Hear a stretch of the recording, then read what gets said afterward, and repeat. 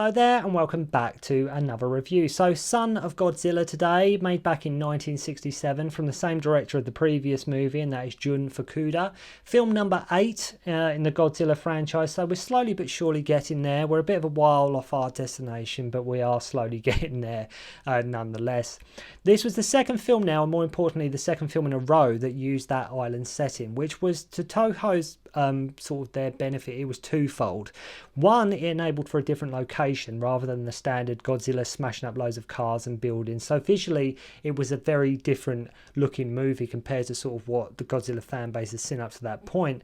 But secondly, and probably most importantly in terms of production, it allowed the film to be made quite cheaper. They didn't have to spend as much time doing miniatures, doing models, time and labour constructing these set pieces.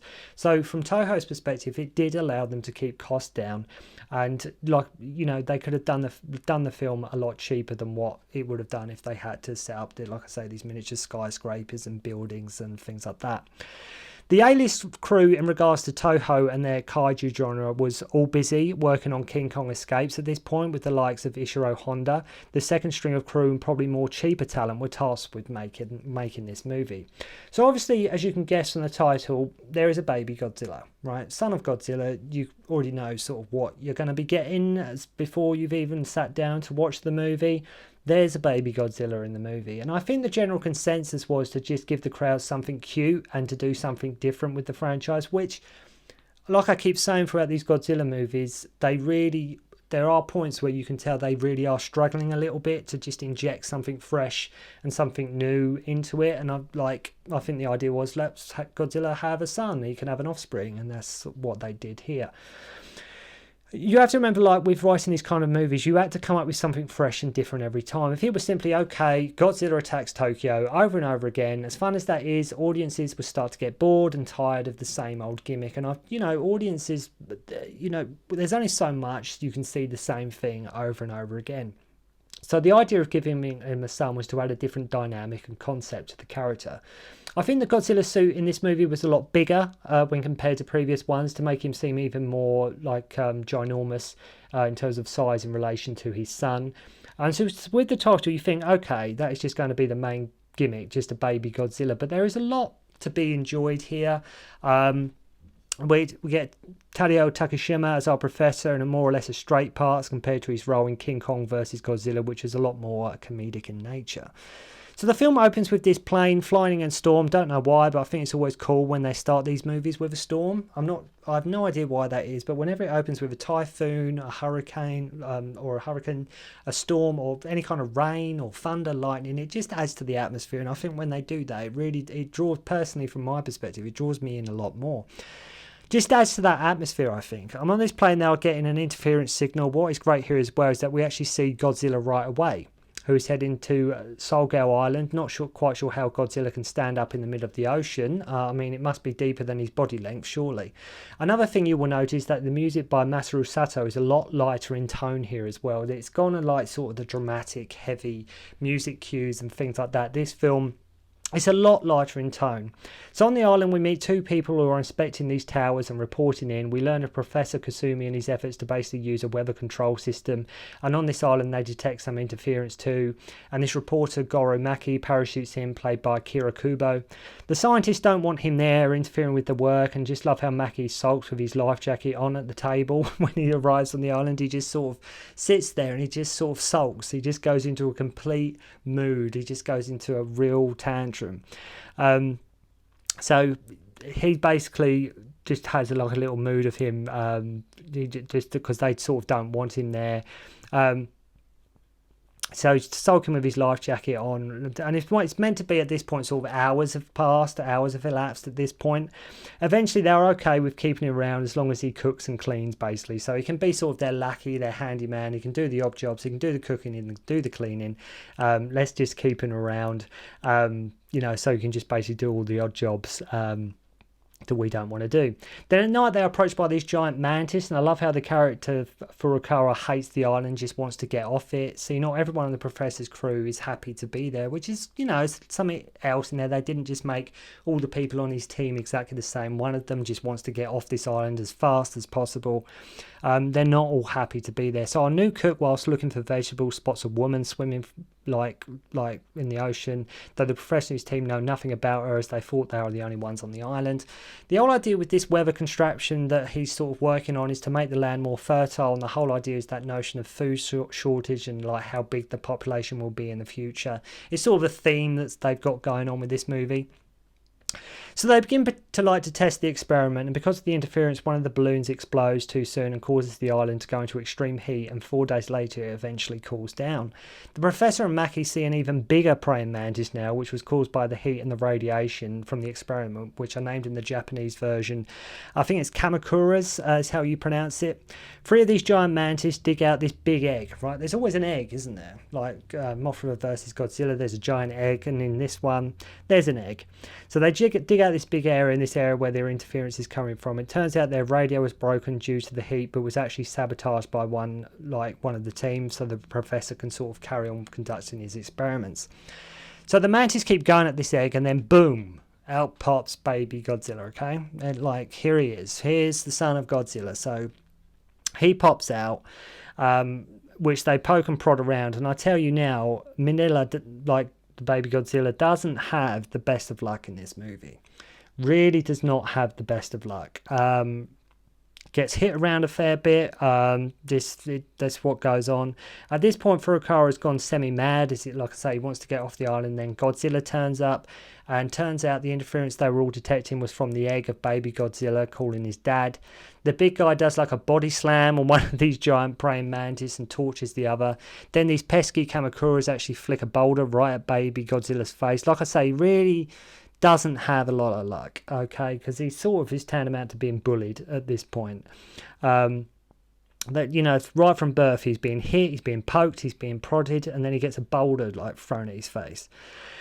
His own dad even smacking him with his towel at one point, which, you know, it is silly, this movie, but I get where they were coming from. Let's give Godzilla something else, let's have a mini-me sort of Godzilla kind of thing. And looking at it now, it is a bit silly, but I think in terms of, like I mentioned before, in that island setting, I think it does work. I think it, for the most part, it does work. But as I say, Manila really doesn't get a good hand.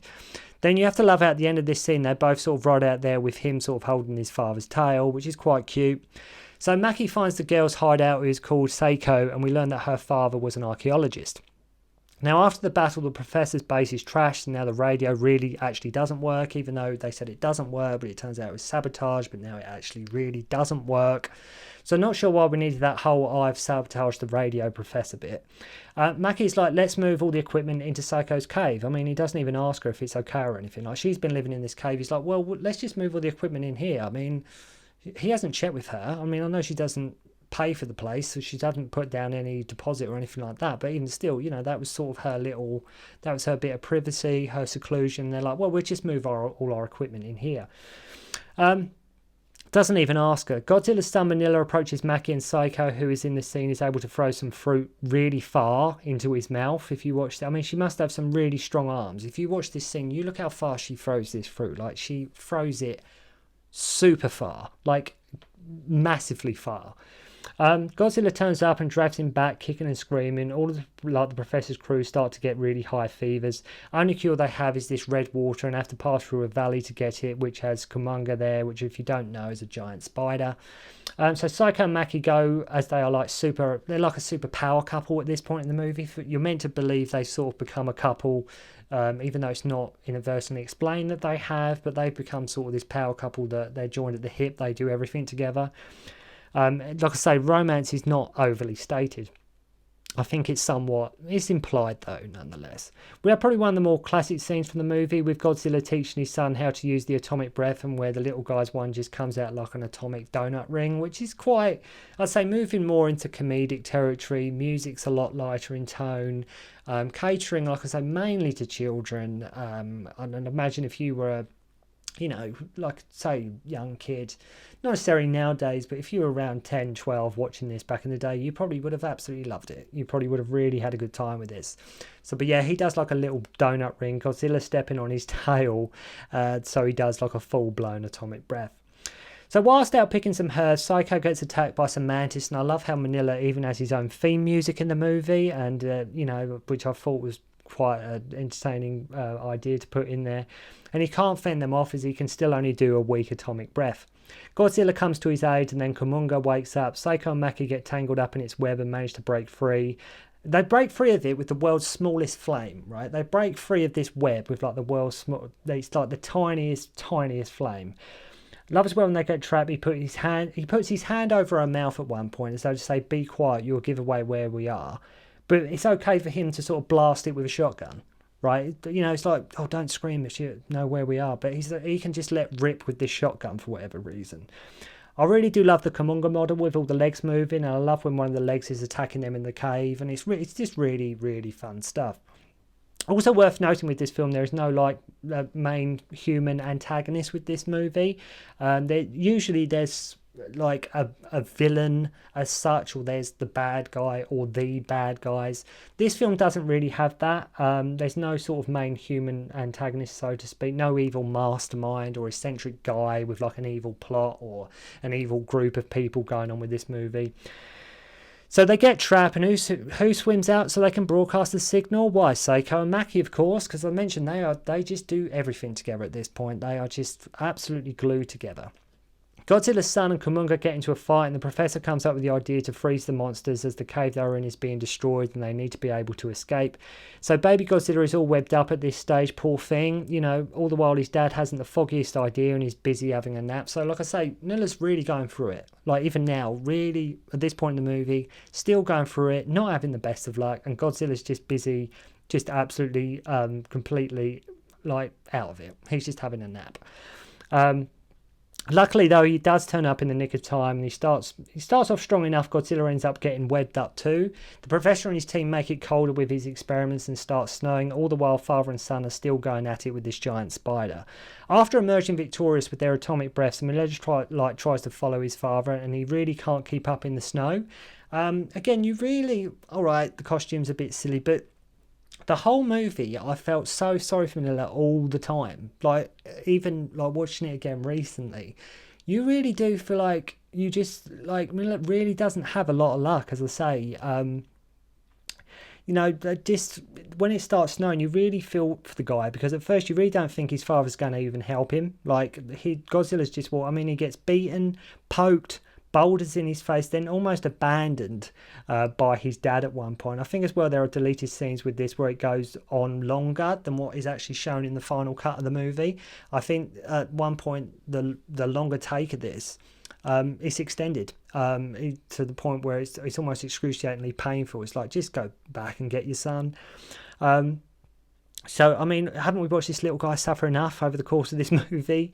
He does return, though, and hugs him, and they stay there, and our team who get picked up by submarine are confident they won't die, and they will just go into hibernation. So, even though they can't confirm that, I don't even know what they're basing that on, but they're just saying they're going to go into hibernation.